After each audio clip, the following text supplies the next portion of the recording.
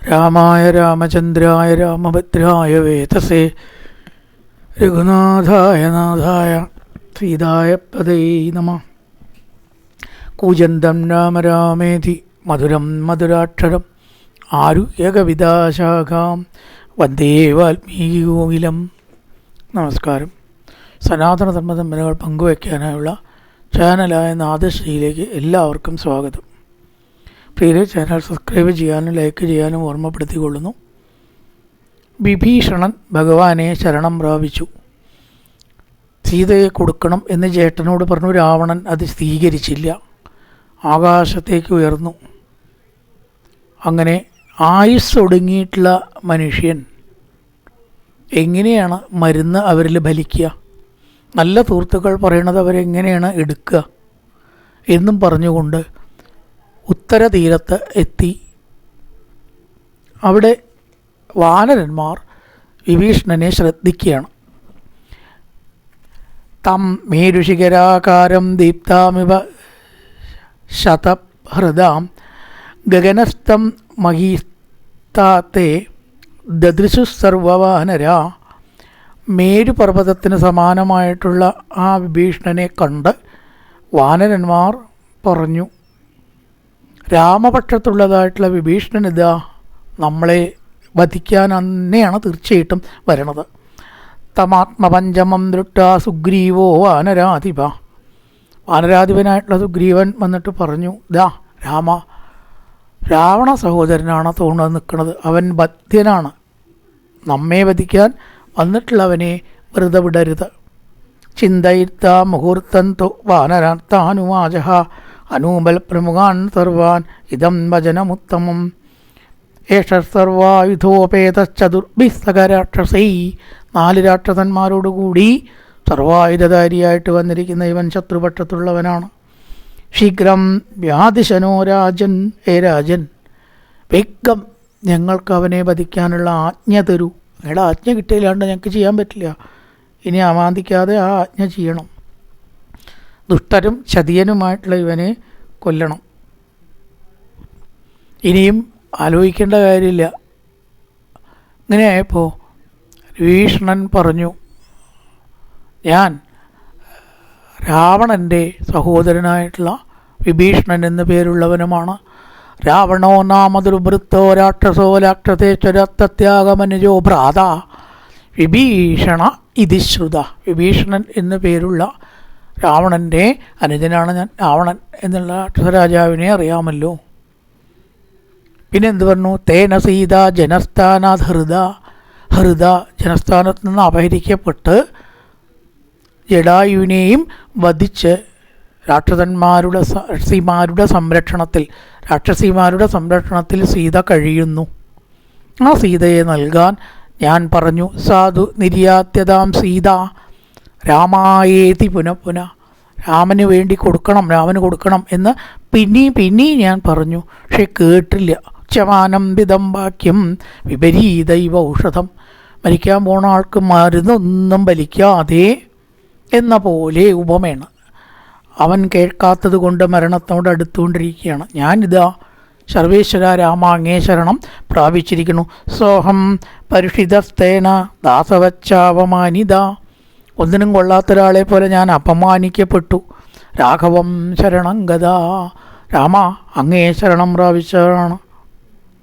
അതുകൊണ്ട് വിഭീഷണൻ വന്നിരിക്കുന്നു എന്ന് ദയവ് ചെയ്ത് മർക്കടന്മാരോട് പറയണം. നിങ്ങൾ വേഗം രാമനോട് ഉണർത്തിക്കണം. ബാലന്മാരാണ് ആദ്യം കണ്ട രാമൻ കാണാൻ പോണേ ഉള്ളൂ. അപ്പോൾ ആ രാമനോട് നിങ്ങൾ എന്ത് ചെയ്യുക? രാവണ സഹോദരനായിട്ടുള്ള ഒരു ഭീഷണൻ വന്നിട്ടുണ്ടെന്നും കാണാൻ ആഗ്രഹിക്കുന്നു എന്നും ദയവായിട്ട് ഉണർത്തിച്ചാലും എന്ന് പറയുകയാണ്. സുഗ്രീവൻ ഈ വാക്കങ്ങനെ കേട്ട് ലക്ഷ്മണൻ്റെ മുമ്പാകെ വെച്ചിട്ട് രാമനോട് പറഞ്ഞു, രാവണസ്യാനുജോ ഭ്രാത വിഭീഷണ ഇതിശ്ചിത ചതുർഭിസ്സകരക്ഷോഭിർ ഭവന്തം ശരണം ഗത. സുഗ്രീവൻ പറഞ്ഞു, 4 രാക്ഷസന്മാരോട് കൂടിയിട്ട് രാമ, വിഭീഷണൻ അങ്ങയെ ശരണം പ്രാപിക്കാൻ വന്നിട്ടുണ്ട്. ഒരിക്കലും അവനെ വിശ്വസിക്കരുത്. ശൂരാച്ച നിഹൃതിജ്ഞാച്ച തേഷു ജാതു ന വിശ്വസേൽ.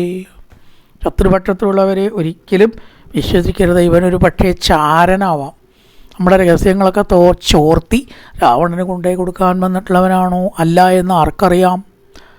അവൻ നമ്മുടെ കൂട്ടത്തിൽ കൂടി അഭിപ്രായ വ്യത്യാസം ഉണ്ടാക്കാനും മതി. കാഞ്ചം കിട്ടിയാൽ നമ്മളിൽ ഒരുവനെ വധിക്കാനും അല്ലെങ്കിൽ എല്ലാവരെയും വധിക്കാനും അവൻ ആലോചിച്ചു കൂടായികയില്ല. അഥവാ സ്വയമേവേഷ ഛിദ്രമാസാദ്യ ബുദ്ധിമാൻ അനുപ്രവിശ്യ വിശ്വസ്തേ കഥാചിൽ പ്രകരേതബി. എന്തെങ്കിലും ആഘാതം നമ്മളിൽ ഏൽപ്പിക്കാൻ തീർച്ചയായിട്ടും ഇവന് കഴിഞ്ഞേക്കാം. അങ്ങനെ ഒരാലോചന നമ്മളെന്തായാലും കരുതണം. അതുകൊണ്ട് ഇവനെ വധിക്കുന്നത് തന്നെയാണ് നല്ലത്. ശത്രുവിനെ ഒരിക്കലും വിശ്വസിക്കരുത് എന്നിങ്ങനെ സുഗ്രീവനെ ഓർപ്പിപ്പിച്ചു. ഇവൻ വധ്യനാണ്. തസ്യാഹം നിഗ്രഹം മന്യേ ക്ഷമൻ ക്ഷമവധം വര. അങ്ങയുടെ ക്ഷമ കൊണ്ടും സിദ്ധത കൊണ്ടും ഇവനെ കുറഞ്ഞു കാണരുത്. വധ്യനാണ് ഇവൻ, ചതിയനും ആണ്.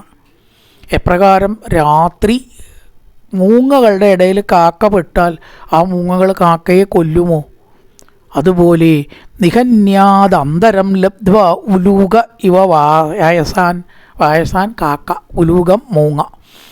രാത്രി സമയത്ത് ഈ മൂങ്ങകൾക്ക് കണ്ണ് കാണും, കാക്കയ്ക്ക് കണ്ണ് കാണില്ല എന്നാണ്. പകൽ തിരിച്ചു കാണും കേട്ടോ, കാക്കയ്ക്ക് കണ്ണ് കാണും, മൂങ്ങയ്ക്ക് കണ്ണ് കാണില്ല. അപ്പോൾ ഇവർ പരസ്പരം ഉപദ്രവിക്കുന്നതാണ്. വിപരീത സമയങ്ങളിൽ പെട്ടവരെ ഉപദ്രവിക്കാറുണ്ട്. രാത്രിയാണ് ഇവിടെ പറഞ്ഞത് മൂങ്ങകൾ കണ്ണ് കാണും. അതുകൊണ്ട് കണ്ണ് കാണാത്ത കാക്കകളെ ഉപദ്രവിക്കുന്നത് പോലെ ഇവൻ നൃശംസനാണ്, ദുഷ്ടനാണ്. നൃശംസനായിട്ടുള്ള ഇവനെ രാവണസ്യ നൃശംസത്യ ഭ്രാത, രാവണൻ്റെ ദുഷ്ടനായിട്ടുള്ള ഭ്രാതാവായിട്ടുള്ള ഇവനെ ഉചിതമായിട്ടുള്ള വിധത്തിൽ കൈകാര്യം ചെയ്യുക, കൊല്ലുക. വേറൊന്നും ഇവിടെ ചിന്തിക്കാനില്ല. അപ്പം രാമൻ സുഗ്രീവൻ്റെ വാക്യാണ് ഇങ്ങനെ കേട്ടത്. ഹനുമാനോട് പറഞ്ഞു, സുഗ്രീവസ്യത് വാക്യം ശ്രുത്വാ രാമോ മകാശ സമീപത്താനുമാശേതം ഹനുമാൻ പ്രമുഖാൻ ഹരിൻ. ഹനുമാൻ മാത്രമല്ല കേട്ടോ, ഹനുമാൻ മുതലായ വാനരന്മാരോട് എല്ലാവരോടും അഭിപ്രായം, എല്ലാവരും അവരവരുടെ അഭിപ്രായം പറയുക. നമ്മൾ ജനാധിപത്യമാണ്, ഒന്നും ഇന്നുണ്ടായതല്ല ജനാധിപത്യം, പണ്ടേ രാമൻ കാണിച്ചു കൊടുത്തിരിക്കണം. ഹനുമാനോട് കൂടിയ ഒരു വാനരന്മാർ, ഹനുമാൻ മാത്രമല്ല എല്ലാവരും അവരവരുടെ അഭിപ്രായം പറയണം. ഹനുമാൻ പറഞ്ഞു, അജ്ഞാതന്നാർത്തിതേ കിഞ്ചിത് തിഷി ലോകേഷു രാഘവ രാമ. അങ്ങയ്ക്ക് എന്താണ് അറിയാത്തത്? ഇതൊക്കെ എന്തിനാണ് ഞങ്ങളോട് ചോദിക്കണമെന്ന് ചോദിച്ചാൽ അതും പറഞ്ഞു തരാം. സൗഹൃദത്തിന് വേണ്ടിയിട്ടും ഇംഗ്ലീഷിൽ പറയുമ്പോൾ ഒരു ഫോർമാലിറ്റിക്ക് വേണ്ടിയിട്ടും അല്ലേ ഞങ്ങളോട് ചോദിക്കണത്. അങ്ങേക്ക് എന്താണ് അറിയാത്തത്? ഏത് തീരുമാനത്തിനാണ് അങ്ങേക്ക് വേറൊരാളുടെ ആവശ്യം വേണ്ടത്? എല്ലാ തീരുമാനങ്ങളും എടുക്കാൻ സുസജ്ജമായിട്ടുള്ള മനസ്സ്, നയതന്ത്രം എല്ലാം ഉള്ളവനല്ലേ അങ്ങ്? അതുകൊണ്ട് സത്യപ്രദനായിട്ടുള്ള അവിടുന്ന് ശൂരനാണ്, ധാർമ്മികനാണ്, സുഹൃത്തുക്കളെ ഒരിക്കലും പിണക്കാത്തവനും ആണ്.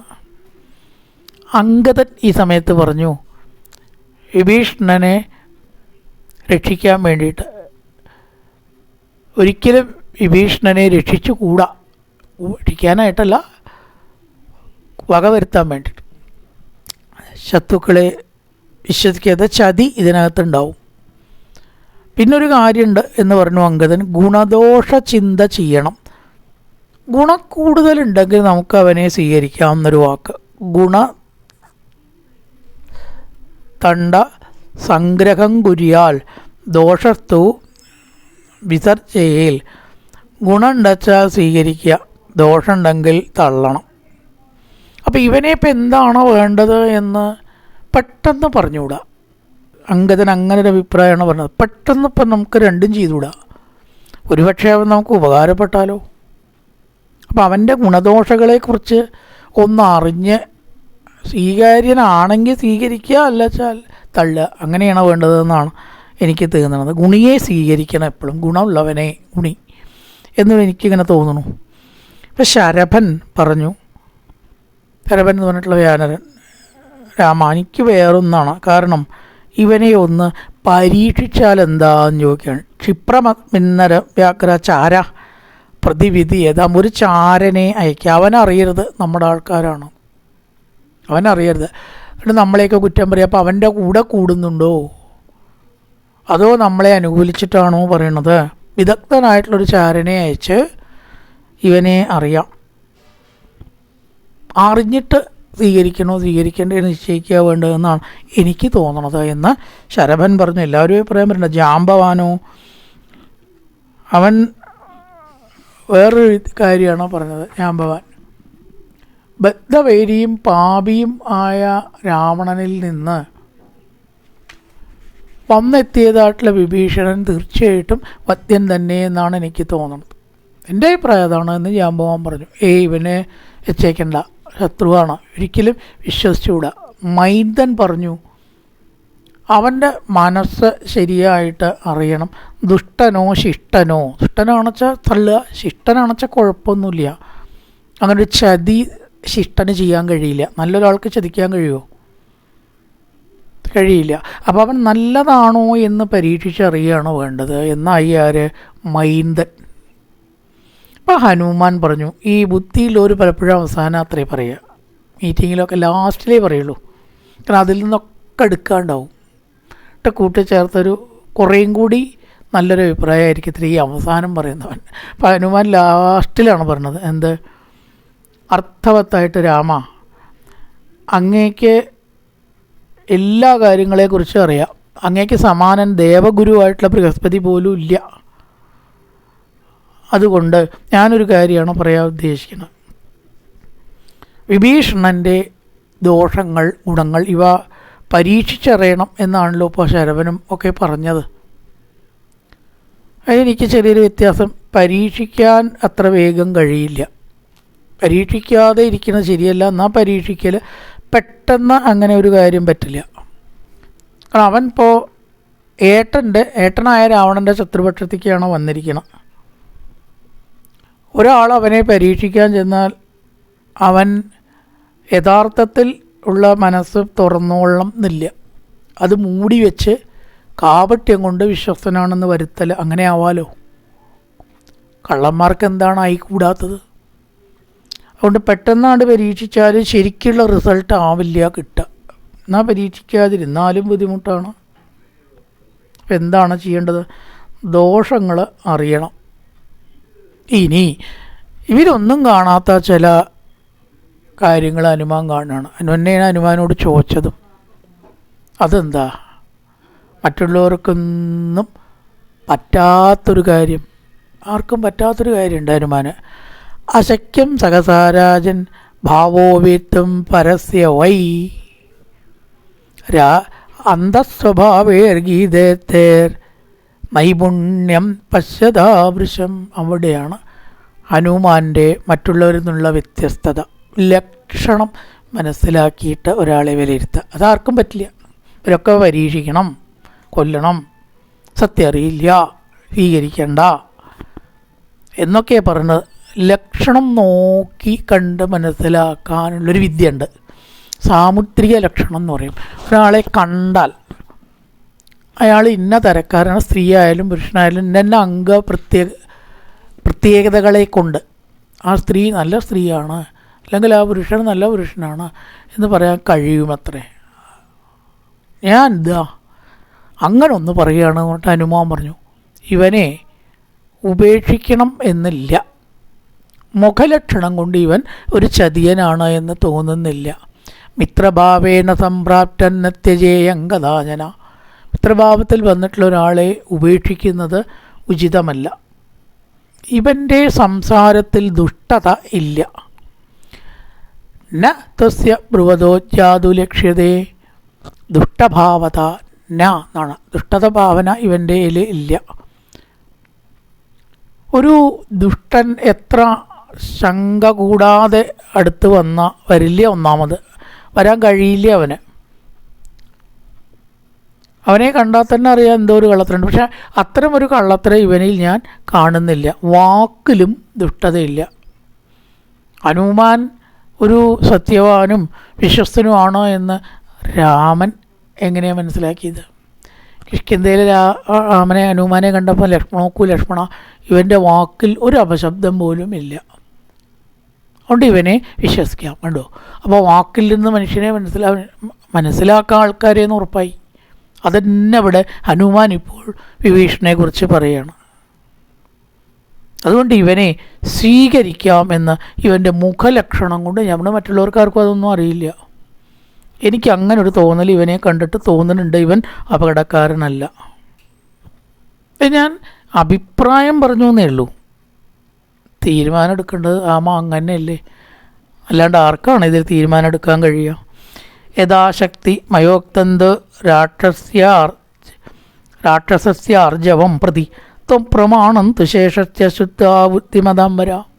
ബുദ്ധിമാന്മാരിൽ വെച്ചിട്ട് ബുദ്ധിമാനായിട്ടുള്ള രാമ, തീരുമാനം അങ്ങെടുത്താലും സ്വീകരിക്കാമെന്നാണ് എൻ്റെ അഭിപ്രായം. ലക്ഷണപ്രകാരം ഒരു ദുഷ്ടത്തരോ ചതിയായിട്ടുള്ള സ്വഭാവമോ ഇവനിൽ കാണുന്നില്ല. അപ്പം രാമൻ പറഞ്ഞു, ഹനുമാൻ പറഞ്ഞത് നിങ്ങളെല്ലാവരും കേട്ടിട്ടുണ്ടാവുമല്ലോ. ഒരു തരത്തിലും ശരണം പ്രാപിച്ചവരെ ഞാൻ ഉപേക്ഷിക്കില്ല. മിത്രഭാവേന സംപ്രാപ്തന്നെ ത്യജേയം കഥഞ്ജന. മിത്രഭാവേന സംപ്രാപ്തനായിട്ടുള്ള ഒരാളെ ത്യജിക്കില്ല. അത് ദോഷമുള്ള ആളായാലും ഗുണമുള്ള ആളായാലും ആയിക്കോട്ടെ, ആശ്രയിച്ചവന് എന്നും ഞാൻ അഭയം കൊടുത്തിട്ടേ ഉള്ളൂ. ഇവൻ ദുഷ്ടനോ ദോഷരഹിതനോ ആയാൽ എന്ത്, രണ്ടും ആവാം അപ്പോൾ കപിപുങ്കവനായിട്ടുള്ള സുഗ്രീവൻ ഒരു കാര്യം പറയാണ്. സുഗ്രീവൻ വീണ്ടും രണ്ടാമത് പറയാണ്. ആദ്യമൊരിക്കൽ പറഞ്ഞു കൊല്ലണം രാമ, ഹനുമാൻ ലക്ഷണം പറഞ്ഞു, കാര്യമൊക്കെ ശരി. ഞാൻ ഒരു കാര്യം പറയട്ടെ. സുഗ്രീവൻ പറയാണ്, സ്വന്തം സഹോദരനെ ഒരാപത്ത് വരുമ്പോൾ വെടിയുന്നവൻ നല്ലവനാവുമോ? അവൻ്റെ ഉള്ളിലുള്ള ഒരു തരം സ്വാർത്ഥമോ ദോഷമോ യഥാർത്ഥത്തിൽ ജ്യേഷ്ഠനോട് ചെയ്യേണ്ട കടമ ചെയ്യാത്തതുകൊണ്ടല്ലേ? ആപത്തിലും നന്മയിലും ഒപ്പം നിൽക്കേണ്ടതല്ലേ വിശ്വസ്ത സഹോദരൻ? അപ്പം അത് ചെയ്യാത്ത ഇവന് തത്വദീക്ഷയുണ്ടോ? നാളൊരു ഘട്ടത്തിൽ നമ്മളെ ഇവൻ വെടിയില്ല എന്നാര് കണ്ടു? സുഗ്രീവൻ. അതുകൊണ്ട് ഇവൻ സ്വീകാര്യനല്ല എന്നാണ് എനിക്ക് തോന്നുന്നത്. വെടിയുക, ഇവൻ ആരെന്നെ വെടിയില്ല സന്ദർഭങ്ങൾ വരുമ്പോൾ. അവൻ്റെ കാര്യം എന്നാൽ അതിനു വേണ്ടി വേറൊരാളെ വെടിയാനോ ഉപേക്ഷിക്കാനോ ഇവന് യാതൊരുവിധ മടിയും ഉണ്ടാവില്ല.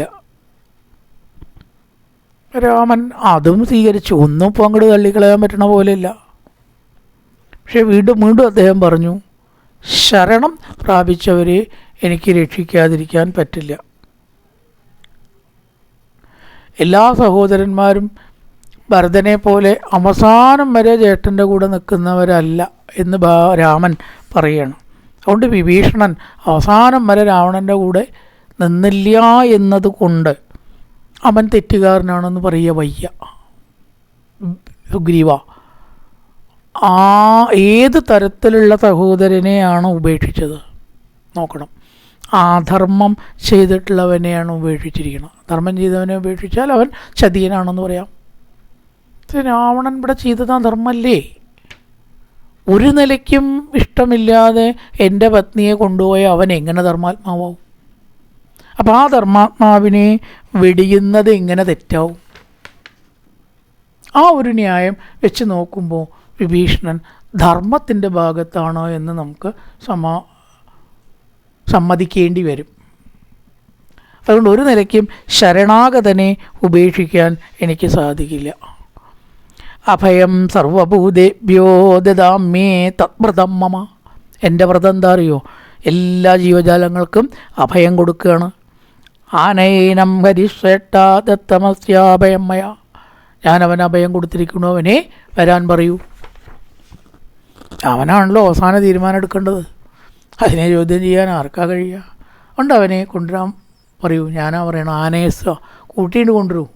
ഇനി ഇതിൽ വേറെ ആരും അഭിപ്രായം, എല്ലാവരുടെയും അഭിപ്രായം കേട്ടു, അവസാനം തീരുമാനം എടുത്തു. അത് നമുക്ക് കീർത്തികരമായിരിക്കും.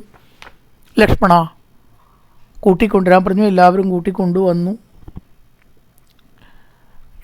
ഞാൻ വിഭീഷണൻ എന്ന് പറഞ്ഞുകൊണ്ട് വണങ്ങി, സർവേശ്വര, ഞാൻ അങ്ങേ ശരണം പ്രാപിച്ചിരിക്കുന്നു, സീതയെ തിരിച്ചു കൊടുക്കണം എന്ന് ഞാൻ പറയുണ്ടായി.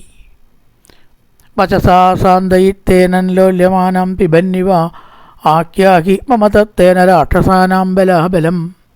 രാമൻ പറഞ്ഞു, ആ രാക്ഷസന്മാരുടെയും രാവണൻ്റെയും ബലാബലവും ശത്രു സൈന്യത്തെക്കുറിച്ചിട്ടും നീ സത്യസന്ധമായിട്ട് എന്നോട് പറയണം. ഞാൻ രാവണൻ്റെ അനുജനാണ്, സീതയെ തിരിച്ചു കൊടുക്കാൻ പറഞ്ഞു. കേട്ടില്ല. അവനാൽ പരിത്യക്തനായിട്ട് ഇതാ ശരണം പ്രാപിച്ചിരിക്കുന്നു. രാമൻ പറഞ്ഞു, ഞാൻ നിനക്ക് അഭയം തന്നിരിക്കുന്നു. പക്ഷേ നീ ഒരു കാര്യമുണ്ട്, രാവണവധത്തിനായിട്ട് എന്നെ സഹായിക്കുക. രാവണൻ്റെ സൈന്യത്തെക്കുറിച്ച് കാര്യങ്ങളെക്കുറിച്ചും എല്ലാം വ്യക്തമായിട്ട് എന്നോട് പറയുക. വിഭീഷണൻ പറഞ്ഞു, സർവേശ്വര, ഞാൻ പറയാം.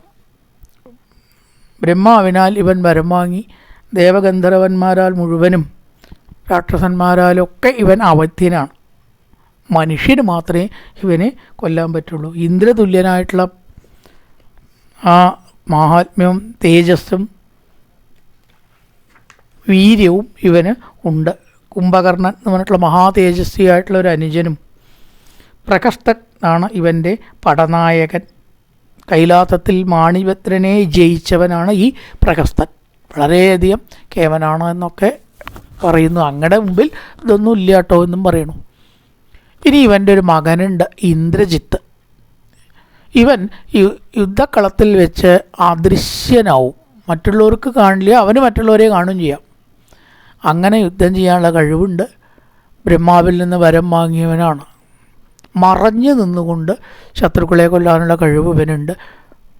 ഇനി പറയാനുള്ളത് എന്താ വെച്ചാൽ, മഹോദരൻ, മഹാഭാർഷൻ, അകമ്പരൻ മുതലായിട്ടുള്ളവരെല്ലാം ഇവൻ്റെ സൈന്യവന്മാരാണ്, ഇന്ദ്രജിത്തിൻ്റെ എന്നും പറഞ്ഞു.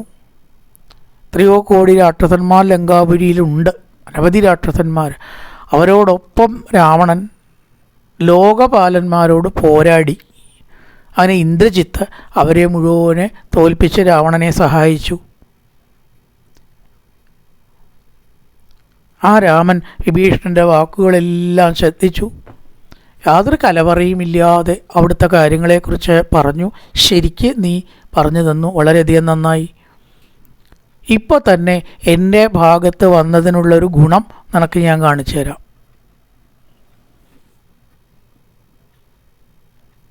എന്നെ ലങ്കയിലത്തെ രാജാവായിട്ട് പ്രതീകാത്മകമായിട്ട് അഭിഷേകം ചെയ്യാം. ശരിക്കുള്ള അഭിഷേകം അല്ല കേട്ടോ, അത് നീ വരാൻ പോണേ ഉള്ളൂ. ഇത് വിഭീഷണനെ ഇപ്പോൾ സ്വീകരിച്ചു എന്ന് മാത്രം. അഭിഷേകം എന്ന് പറഞ്ഞുകൂടാ, പ്രതീകാത്മകമായിട്ടുള്ള അഭിഷേകമാണ്. അത് പറയണ്ട. സ്വീകാര്യം എന്ന് പറയുന്നത് വിഭീഷണ സ്വീകാരം എന്നാണ് ഈ ഭാഗത്തിൻ്റെ പേര്, സർഗത്തിൻ്റെ. അല്ലാണ്ട് അഭിഷേകം എന്ന് പറഞ്ഞാൽ അഭിഷേകം ശരിക്കും നീ കുറേ കഴിഞ്ഞിട്ടുള്ള രാവണവധം കഴിഞ്ഞിട്ടാണ് ശരിക്കുള്ള അഭിഷേകം. അതുകൊണ്ട് രാവണനെ പുത്രന്മാരോടും സൈന്യന്മാരോടും കൂടി കൊല്ലാതെ ഞാൻ അയോധ്യയിൽ പ്രവേശിക്കില്ല എന്ന് രാമൻ ശപഥം ചെയ്തു. അല്ലയോ വിഭീഷണ, നീ എല്ലാവിധത്തിലും എന്നെ സഹായിക്കണം. വിഭീഷണൻ പറഞ്ഞു, ഞാൻ സഹായിക്കാം. എല്ലാവിധത്തിലും രാവണവധത്തിന് വേണ്ടി ഞാൻ അങ്ങേ സഹായിക്കാം. എന്നാൽ സമുദ്രത്തിൽ നിന്ന് ജലം കൊണ്ടുവന്ന് ഇപ്പോൾ തന്നെ ഇവനെ വിഭീഷണാഭിഷേകം 2 എണ്ണം ഉണ്ട്. ഒന്നിപ്പോഴും ഒരു രാവണവധത്തിന് ചെയ്ത്, ഇത് പ്രതീകാത്മകമാണ്, ഇവിടെ ശരിക്കുള്ളതാണ്. 2 വിഭീഷണാഭിഷേകം തന്നെ പറയാം. ഒന്ന് പ്രതീകാത്മകമായിട്ടുള്ള രാവണ ഉണ്ടല്ലോ, പിന്നെ എങ്ങനെ വിഭീഷണൻ രാജാവുക? ഒരു പ്രതീകാത്മകം മാത്രമാണ്. ശരിക്കും രാജാവാണെങ്കിൽ ഇനി കുറേ കഴിഞ്ഞ് രാവണവധത്തിന് ശേഷമാണ്. എങ്കിലും ഇതിനെ സ്വതവേ വിഭീഷണാഭിഷേകം എന്ന് പറയാറുണ്ട്. അങ്ങനെ അഭിഷേകം ചെയ്തു. ലക്ഷ്മണനാണ് അഭിഷേകം. എല്ലാവരും അത് വളരെ നന്നായി എന്നിങ്ങനെ പറഞ്ഞു. ഇനിയാണ് ഏറ്റവും പ്രധാന പ്രശ്നം. അബ്രവീച്ച കനൂമാഞ്ച സുഗ്രീവച്ച വിഭീഷണം കഥം സാഗരമക്ഷോഭ്യം തരാമവരുണാലയം. രാവണനെ വധിക്കണമെങ്കിൽ വലിയൊരു കീറാമുട്ടിയുണ്ട്. സമുദ്രം എങ്ങനെയാണ് കടക്കുക? ഒരാൾ കിടന്നാൽ പോരാ, ഈ സൈന്യം മുഴുവൻ സമുദ്രം കിടക്കണ്ടേ? നമുക്കെല്ലാം അത് തരണം ചെയ്യാനുള്ള മാർഗം ചെയ്യണം. സുഗ്രീവനും എല്ലാം ചോദിച്ചു വിഭീഷണനോട്, വിഭീഷണ, ഞങ്ങളുടെ മുമ്പിലുള്ളപ്പോൾ പ്രശ്നം ചെറുതായിട്ട് എന്താ വെച്ചാൽ എങ്ങനെ സമുദ്രം കിടക്കും എന്നാണ്. നമുക്ക് എന്താണ് അതിൽ പറയാനുള്ളത്? അപ്പോൾ വിഭീഷണൻ പറഞ്ഞു, ഒരു കാര്യമുണ്ട് രാമ, നിങ്ങളുടെ പൂർവികന്മാരല്ലേ ഈ സാഗരത്തെ ഉണ്ടാക്കിയത്? ഇങ്ങനെ കഥകളൊക്കെ ഉണ്ട്. കുതിരകളെ അന്വേഷിച്ച് കുഴിച്ചിട്ട് അത്രേ സാഗരം ഉണ്ടായത്. ഇവരുടെ വംശത്തിൽപ്പെട്ട സഗരൻ എന്ന രാജാവ് പൂർവികനാണ്. നിങ്ങളൊരു കാര്യം ചെയ്യുക. വിഭീഷണൻ പറഞ്ഞു, സമുദ്രദേവനെ സേവിക്കുക, അങ്ങനെ ഈ ലക്ഷ്യത്തിലേക്ക് എത്തണം. കർത്തുമർഗതി രാമസ്യക്കാരജ്ഞാതേത്മകാമദേവം വിഭീഷണേനോക്ത രാക്ഷസേന വിഭജിത. അതുകൊണ്ട് നമുക്ക് ഇതല്ലാതെ വേറെ വഴി ഇല്ല. സമുദ്രത്തെ സേവിക്കുക എന്ന് സുഗ്രീവൻ പറഞ്ഞു എന്നാണ് ഇവിടെ പറഞ്ഞത്. സുഗ്രീവൻ സമുദ്രത്തെ സേവിക്കുക എന്ന് സുഗ്രീവോ വിപുലഗ്രീവസാഗരസ്യോപവേശനം പ്രകൃത്യാധർമ്മശീലത്തെ രാഘവസ്യാപ്യരോചത. സുഗ്രീവൻ്റെ ഒരഭിപ്രായം. അപ്പം എല്ലാവരും അതിനെ സ്വീകരിച്ചു. നന്നായി, നല്ലൊരു തോന്നലാണത്. സാഗരത്തെ സേവിക്കുന്നത് കൊണ്ട് തീർച്ചയായിട്ടും മാർഗം ഉണ്ടാവും. കടക്കാനുള്ള വഴി സാഗരം തന്നെ നമുക്ക് കാണിച്ചു തരും. രാമൻ പറഞ്ഞു എല്ലാവരോടും, സുഗ്രീവൻ്റെ ഈ അഭിപ്രായത്തെ പറ്റി നിങ്ങൾ എന്ത് പറയണു? പണ്ഡിതനും അറിവുള്ളവനും നയജ്ഞനൊക്കെയാണ്, ധീരനാണ് സുഗ്രീവൻ, ലോകവിവരം ഉള്ളവനുമാണ്. രാമ, അങ്ങ് സ്വീകരിച്ച സ്ഥിതിക്ക് ഇനി ബാക്കിയുള്ളവർക്ക് എന്താണ് പറയാനുള്ളത്? ഇനി ഇതിൽ വേറൊന്നും പറയാനില്ല, അത് തന്നെയാണ് ശരി. ചിറ കെട്ടാതെ ആർക്കും സമുദ്രത്തിലോ ലങ്കയിലോ ഒന്നും ചെയ്യാൻ പറ്റില്ല. അതിന് വരുണ സേവ ചെയ്ത് വരുണദേവനെ നമുക്ക് സേവിക്കാം. എന്നാ അങ്ങനെ തന്നെ എന്നും പറഞ്ഞ് ദർഭ വിരിച്ചു ഈശ്വരകാര്യം അനുഷ്ഠിക്കണം. അതിന് വരുണനെ സേവിച്ച് സമുദ്ര ലംഘനത്തിനുള്ളതായ ചിറ കെട്ടാനുള്ള വരുണ സേവ അവരെല്ലാം ആരംഭിച്ചു. ഈ ചിറ കെട്ടാനുള്ള നീക്കങ്ങൾ അതിലിടയ്ക്കാണ് ശുകൻ, ശാരണൻ ഇവരുടെ ഒരു ദൂതം അതിലിടയ്ക്ക് വരുന്നുണ്ട്. എന്തൊക്കെയാണ് ഇവരുടെ സ്ഥിതി എന്നറിയാൻ രാവണൻ ശുഖസാരണന്മാരെ അയക്കണ കാര്യം. പൂർവൻ രാമതപോവനാധിഗമനം മത്വാ മൃഗങ്കാഞ്ചനം വൈദേഹീഹരണം ജടായുമരണം സുഗ്രീവസംഭാഷണം ബാലീനിഗ്രഹണന്തമുത്തരണം ലങ്കാപുരീദാഹനം പശ്ചാത് രാവണ കുംഭകർണനിധനം നേതസ്ഥ രാമായണം രാമായ രാമചന്ദ്രായ രാമഭദ്രായ വേദസേ രഘുനാഥായ നാഥായ സീതായ പദേ നമഃ. ഓം പൂർണ്ണമദ പൂർണ്ണമിദം പൂർണ്ണാൽ പൂർണ്ണമുദച്യതേ പൂർണ്ണസ്യ പൂർണ്ണമാദായ പൂർണ്ണമേവാവശിഷ്യതേ. ഓം ശാന്തി ശാന്തി ശാന്തി. ഹരി ഓം ശ്രീ ഗുരുഭ്യോ നമഃ. ഹരി ഓം.